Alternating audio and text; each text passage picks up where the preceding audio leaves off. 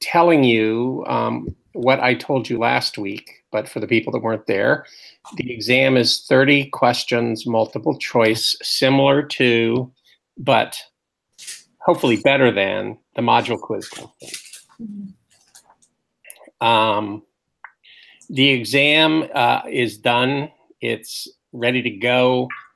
It'll be available to you from midnight Thursday to midnight Friday. So you have a 24-hour time slot. You'll have an hour to do it. Time shouldn't be an issue. You should have plenty of time. It'll cover all the materials since the first day of class.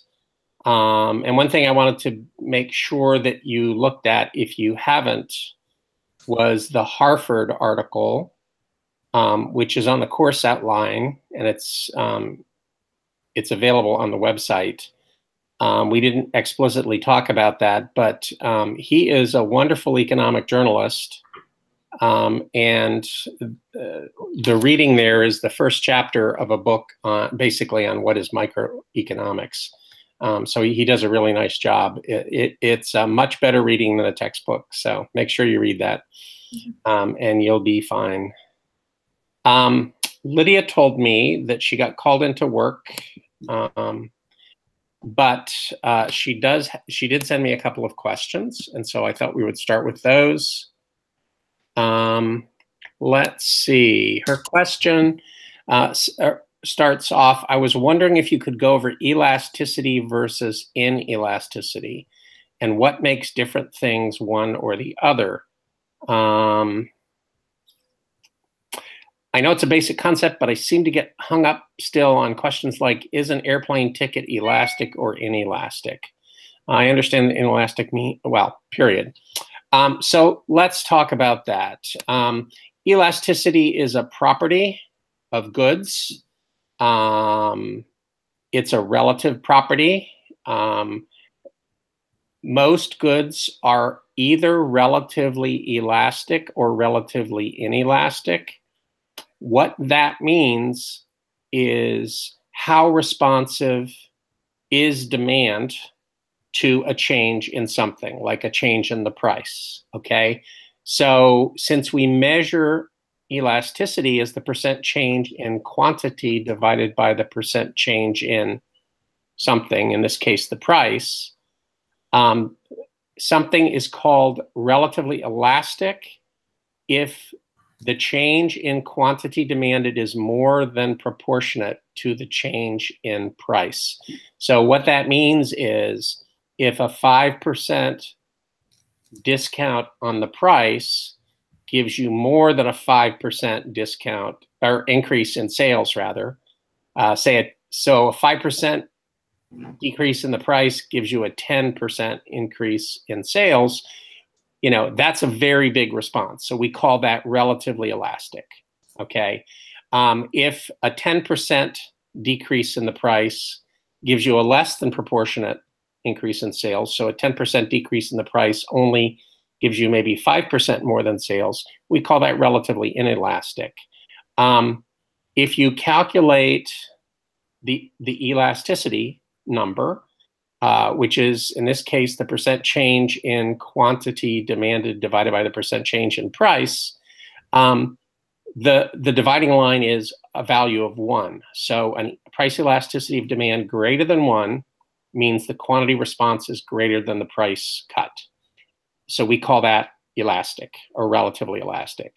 If it's less than 1, the quantity response is less than the change in the price. And so we say that's relatively inelastic. Okay, does that make sense? Mm-hmm.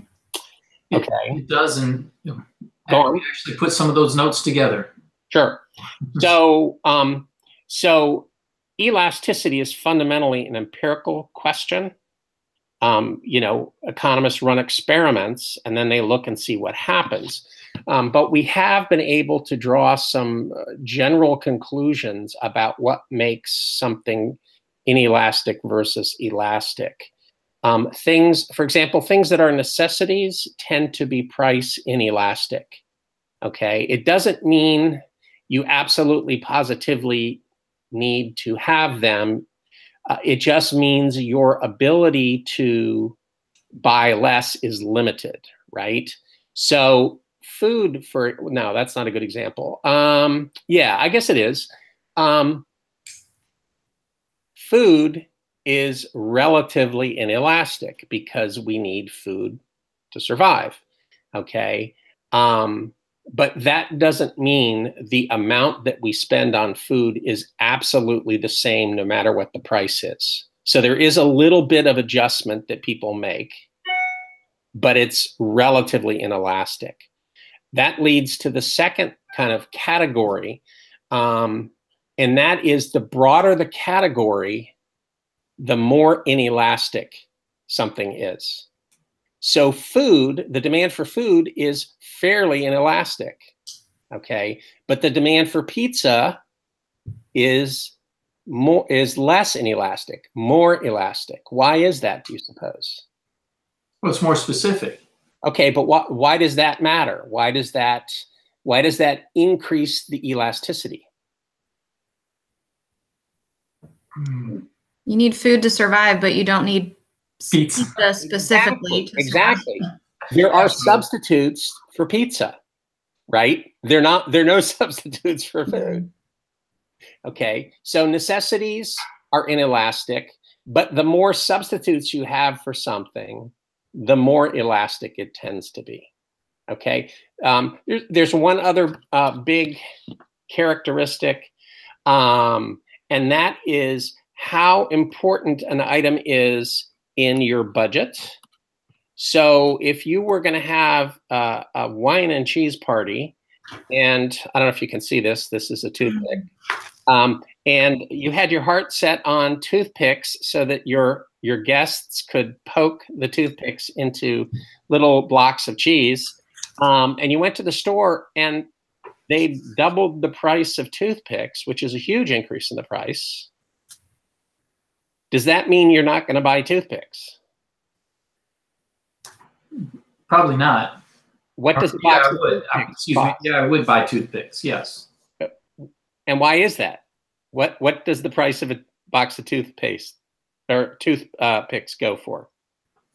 Right around $1, I guess. Yeah, right. So if you want to have a party and it goes from $1 to $2, because that's such a small part of your budget, you're just going to buy them anyway, right? So the smaller the fraction of your budget, the less important they are in your budget, the more inelastic your demand tends to be. If your landlord doubles your rent, that's a different question. Okay. So the bigger the fraction something is in your budget, the more elastic it tends to be. Well, the wine and cheese party, if they doubled the price of wine and cheese, my guests would get more toothpicks. Mm-hmm. Now you're thinking like an economist. No, in that case, what you would do is you would simply supply more of your own beer and less store-bought wine. That's right. Okay, hold on one second. My kitchen buzzer's going off. Uh-oh. Hopefully it's not the smoke alarm. Yeah, he is the cook. Yeah. No, I'm making stir fry tonight, and that was just for the rice. It cooks for 20 minutes and then sits for 20 minutes. So, okay, so that's price elasticity of demand. You know, there are other kinds of elasticities. There are supply elasticities. So the price elasticity of supply would be how much more do businesses supply when the price of the product goes up. Mm-hmm. So it's that sort of thing. There are also there's something called the income elasticity of demand, which is how does your spending respond to a change in your income. There are cross price elasticities of demand, which sounds complicated, but it's not really. What it says is if the price of one good goes up, how does that affect the demand for another good? Okay, so what we're talking here is things that are either substitutes or complements. Mm-hmm. Okay. I had a question about when you're actually calculating that. Mm-hmm. If you end up with a negative, you should just always disregard the negative. Is that right? Price elasticity of demand, because you're moving down the demand curve, always is a negative number. But for purposes of deciding if it's elastic or inelastic, the minus sign doesn't matter. So yes, you should just ignore that. Okay. I think that was throwing me off because when I was seeing it negative, I was thinking, well, that's less than 1. So then I kind of had to rethink that. Yeah, well, the math majors always get confused by this. The engineers don't, because they're used to thinking in practical terms. Okay. Okay, so that's elasticity in a nutshell. What questions do you guys have?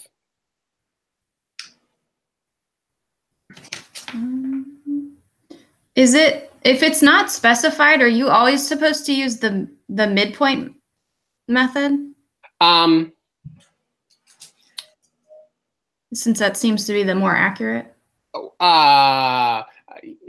Okay. Short answer, yes. Longer answer, no. Okay. The short answer is, if you're an economist and you're trying to measure the price elasticity of demand, you would use the midpoint formula because that's more accurate, just like you said. Okay.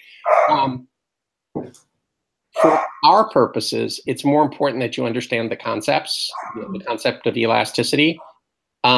So in the problems that I give you, you can use either formula and it'll work for you. Okay.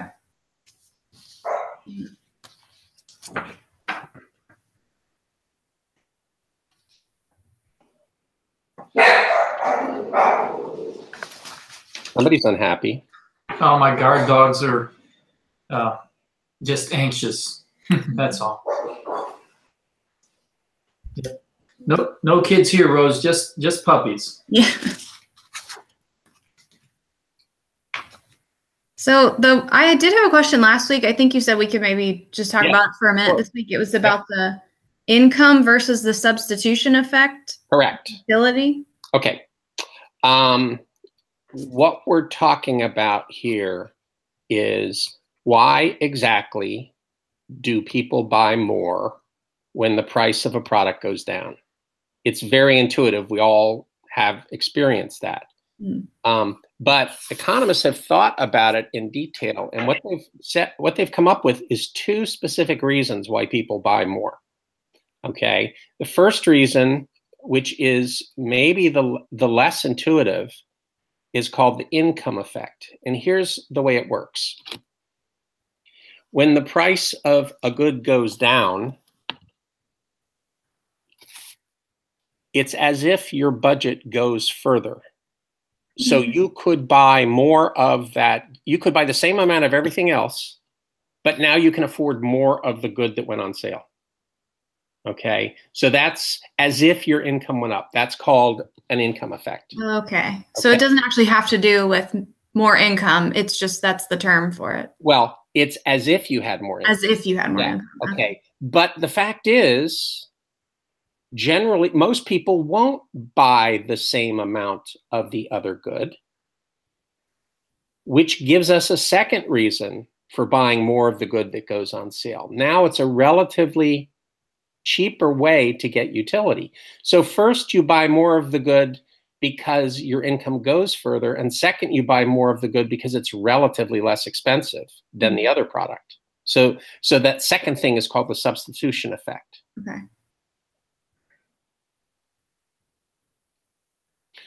That's a big deal in higher level micro courses. It's a little deal for our class. It's something that you should know, but don't stress over it. Okay. I think one of the practice questions said something like that, or one of the options was the income effect is negative, and I just was confused about what that meant if they say it's negative. What that means is again, it depends on the situation. I can't remember what the question. It could mean that when the price of a good goes up, it's as if your income goes down, and so you buy less of the product. That's a negative effect. Okay. Okay, that's the more likely effect. Okay. There is a a theoretical exception to the law of demand called a Giffen Good. And a Giffen Good is one where if the price goes up, you buy more of it. If the price goes down, you buy less of it. So it's very counterintuitive, and no one has come up with a real world example of it. But if that were the case, it would occur because the income effect is bigger than the substitution effect, and in fact negative in the sense that if your income if the price of the product goes up, it's as if your income goes down. But if this is really an inferior goods, when your income goes up, you buy less.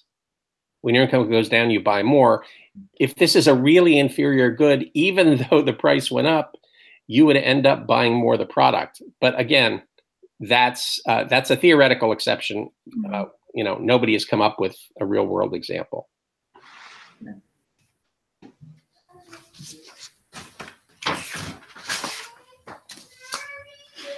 Oh, now I've got to scream. I hear that. That's awesome. Other questions? Sorry about that. Don't apologize. Yeah, don't apologize. But I don't have any questions, Professor. And okay. We'll see what happens on Friday. Sure.